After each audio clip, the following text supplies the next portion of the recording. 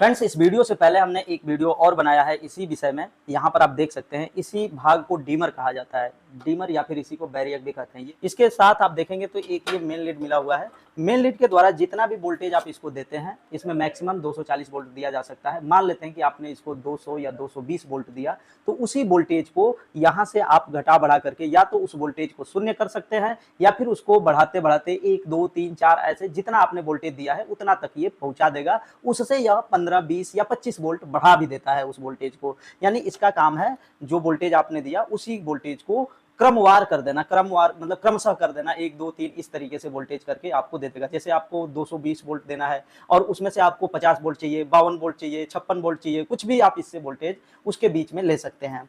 अब ये जो वोल्टेज हम इसको देते हैं 220 देते हैं, तो ये अधिकतम 240 या 45 वोल्ट बढ़ा करके हमें दे देता है। तो उस वोल्टेज का हम उपयोग अपने स्टेबलाइजर की सेटिंग करने में नहीं कर सकते हैं। तो इसके लिए हमें क्या करना पड़ेगा, एक ट्रांसफार्मर का निर्माण करना होगा, जो कि ये जो वोल्टेज दे रहा है उसको बढ़ा करके 500 वोल्ट या उससे 15 20 या 25 वोल्ट या 550 तक बढ़ा करके यह ट्रांसफार्मर हमको दे दे। तो यहाँ पर आप देख सकते हैं कि एक हमने ये ट्रांसफार्मर बना दिया है, और आज की इस वीडियो में इसी ट्रांसफार्मर के पूरे वाइंडिंग डाटा के विषय में बात करेंगे कि इसको कैसे जो है कि वाइंडिंग किया जाता है। और यहाँ पर आप देख सकते हैं हमारे पास एक पर्ची है, इसी पर्ची में हमने इसका पूरा डाटा लिख रखा है, कैसे इसको निकालना है और ये कितना जो है कि टर्न पड़ेगा, कौन सा बॉबिन है, कौन सा कोर नंबर है, कौन सा तार नंबर है। तो ये सारी चीजें जो है आपको यहाँ पर डाटा में समझने को मिलेगा। तो फ्रेंड्स, वीडियो के अंत तक बने रहिएगा। वीडियो पसंद आएगी तो वीडियो को लाइक भी कर दीजिएगा। चलिए फ्रेंड्स, वीडियो को स्टार्ट कर लेते हैं और इस पर्ची पर जो लिखा हुआ है, यानी कि ये जो डाटा लिखा है, इसको पास से आपको दिखा करके सारी चीजें समझाते हैं और यहाँ पर इसकी टेस्टिंग भी करेंगे कि ये 500 वोल्ट या 550 वोल्ट हमको दे पा रहा है या नहीं दे पा रहा है। चलिए फ्रेंड्स, वीडियो को स्टार्ट कर लेते हैं। फ्रेंड्स, ये वो ट्रांसफार्मर है जिसके द्वारा हम 200 वोल्ट दे करके 500 या 550 वोल्ट तक प्राप्त कर सकते हैं। तो इस ट्रांसफार्मर की वाइंडिंग डाटा को चलिए हम सबसे पहले समझ लेते हैं। तो यहाँ पर आप देखेंगे डीमर ट्रांसफार्मर डाटा हमने यहाँ पर लिखा है। तो ट्रांसफार्मर में इनपुट वोल्टेज हमें कितना देना है, तो 200 देना है। आउटपुट ये कितना दे देगा, तो 500 देगा। इसके लिए बॉबिन कितना रखना है, तो 4 गुणे 3 इंच का बॉबिन रखना है। 4 का मतलब ये कोर नंबर होता है, 3 का मतलब ये जो मोटाई आप देख रहे हैं वो है। और उसके बाद जो है कि SWG यानी कि तार नंबर कौन सा रहेगा, तो 20 नंबर का कापर का तार रहेगा इसमें।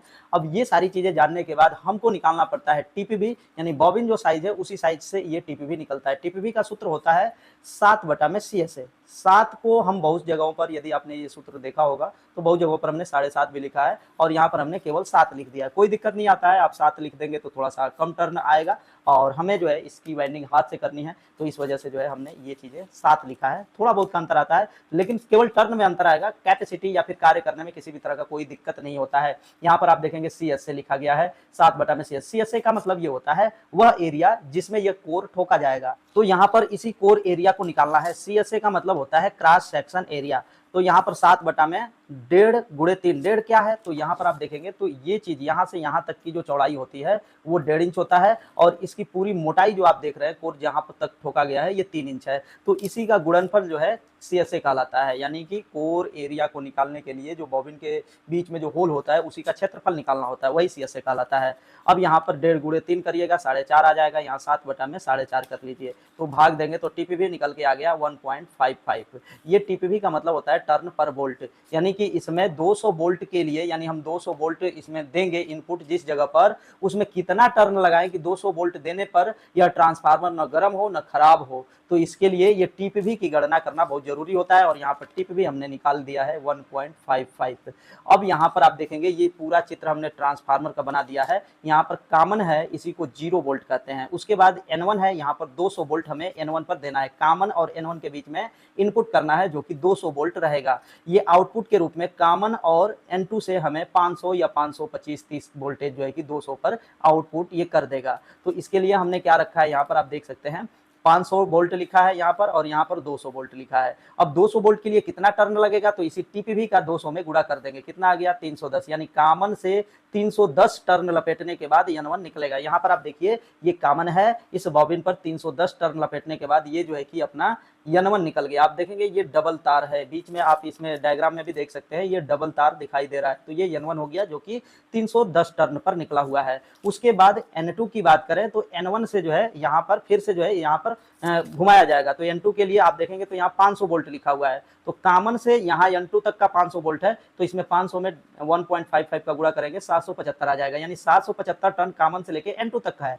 अब हमें N1 से N2 तक का मान निकालना होगा, तो उस 775 में यानी पूरे टर्न में से इस 310 टर्न को घटा देंगे तो 465 यानी कि इसका N1 से N2 के बीच का जो टर्न होगा वो निकल जाएगा।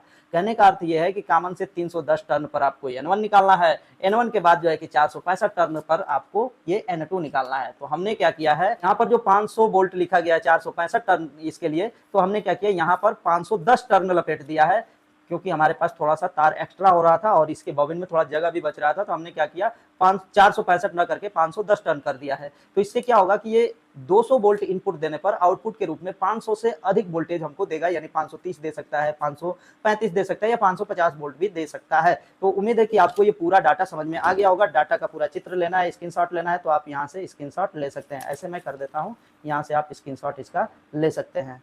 तो उम्मीद है कि आपको ये डाटा समझ में आ गया होगा। अब चलिए हम इस ट्रांसफार्मर की टेस्टिंग करते हैं, और टेस्टिंग करने के लिए हम क्या करेंगे, यहाँ पर ये जो डिमर आप देख रहे हैं, डिमर का ये आउटपुट वाला जो तार होगा, हम यहाँ पर अपने ट्रांसफार्मर के कॉमन और N1 के बीच में वो इसको तार को जोड़ेंगे। यहाँ पर आप देखिए कॉमन पर हमने एक तार को जोड़ दिया, और उसके बाद इसका जो दूसरा तार है यहाँ N1 पर हम जोड़ देते हैं यहाँ पर।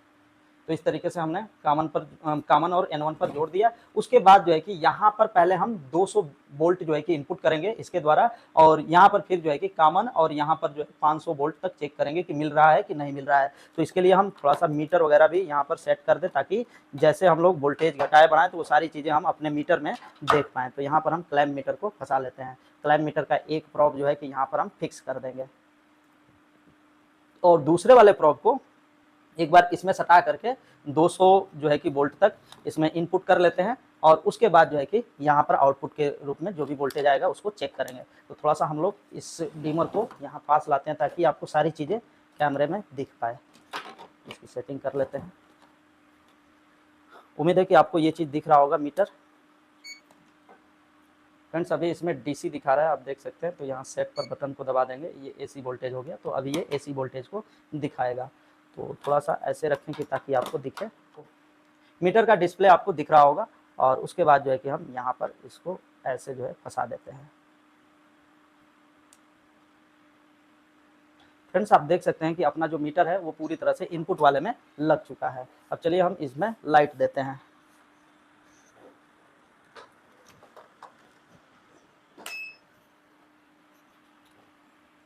इसमें वोल्टेज अभी 0 पॉइंट कुछ दिखा रहा है, यानी कोई वैल्यू नहीं है उसका। अब धीरे धीरे हम इस वोल्टेज को बढ़ाएंगे।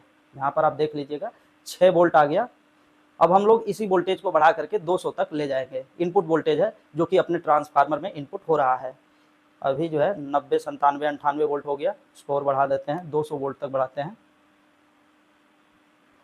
अब 200 वोल्ट पर हमें यह देखना है कि अपना जो ट्रांसफार्मर है कितना वोल्ट आउट कर रहा है। 206 हो गया, कम कर लेते हैं थोड़ा सा। 3, 2, 1 बढ़ जा रहा है।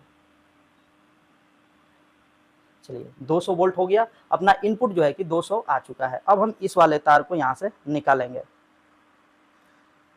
फ्रेंड्स यहाँ से ये वाला तार निकल चुका है। अब यहाँ पर हम आउटपुट वाले पर इसको लगाएंगे, और लगाएंगे मीटर में देखिएगा 530 वोल्ट जो है कि आउटपुट अपना ट्रांसफार्मर कर रहा है, जो कि बहुत ही बेस्ट है। थोड़ा बहुत हम इसके वोल्टेज को जो 200 था, 200 वाले वोल्ट को हम 220, 230 भी कर सकते हैं। यहाँ पर आप देख सकते हैं, और भी ये वोल्टेज बढ़ा सकता है। मीटर की हमारी क्षमता है 600 वोल्ट नापने की, उससे अधिक होगा तो मीटर से जो है आवाज़ आने लग जाएगा। आप देख सकते हैं 558 हो गया। ये 600 वोल्ट भी बढ़ा सकता है। अपना ट्रांसफार्मर बिल्कुल भी आवाज़ नहीं करेगा। देखिए ट्रांसफार्मर बैंडिंग का मतलब ये है कि आपका ट्रांसफार्मर से बिल्कुल भी आवाज़ नहीं आना चाहिए। यदि आप जितने वोल्टेज के लिए वो बांधे हैं इसको, और उतना वोल्टेज यदि आप देते हैं, तो ट्रांसफार्मर से आवाज़ नहीं आना चाहिए। देखिए 600 वोल्ट से ऊपर जाने लगा, अपना मीटर जो है बोलने लग गया। यानी कि ये 600 वोल्ट या उससे अधिक भी देने में सक्षम है, लेकिन हमको 500 तक ही वोल्टेज चाहिए, जो कि अपना ये ट्रांसफार्मर दे रहा है। फ्रेंड्स आपको बता दें कि इसके बाद हम इस पूरे सिस्टम को एक कैबिनेट में असेंबल करेंगे, और उसकी वीडियो इसके जस्ट बाद आपको देखने को मिलेगा। तो फ्रेंड्स हमें उम्मीद है कि यदि आपने इस वीडियो को शुरू से लेकर के लास्ट तक देख लिया होगा, तो आपको यह वीडियो समझ में आ गई होगी। वीडियो पसंद आई है तो वीडियो को लाइक कर दीजिएगा। चैनल पर नए हैं तो चैनल को सब्सक्राइब करके बेल आइकन को प्रेस कर लीजिएगा। चलिए फ्रेंड्स आज के लिए बस इतना ही। मिलते हैं नेक्स्ट वीडियो में नेक्स्ट टॉपिक के साथ। तब तक के लिए जय हिंद, वंदे मातरम।